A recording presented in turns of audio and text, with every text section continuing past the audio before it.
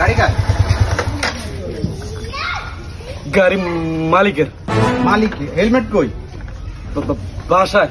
বাসায় গেলে গাড়ির কাগজপত্র আসেনি? বাসায়। বাসায় গেল তো মালিকের ফোন দে। হ্যাঁ মালিকের ফোন দে। হ্যালো, ওই এখানে আমাকে ছাত্রলীগরা ছাত্র ছাত্র ছাত্র ছাত্র ছাত্র ভুলে ভুলে কয়ে লাইছি। কি ভুলে গেলে? ছাত্র ছাত্র ছাত্র ছাত্র ছাত্র আটকেছে আর কি মালিক।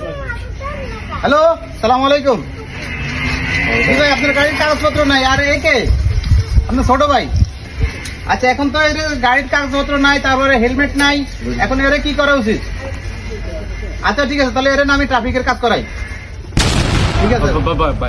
না না না না, কোনো সাড়ে সাড়ি নেই। তুমি তোমার কাট দিলে এরকম কতজনটা কাট দেওয়া দিব। সবাইকে কাট দিতে হবে, কোনো কাট নাই। আইন সবার জন্য সবার জন্য সমান। আমি ফাইসা গেছি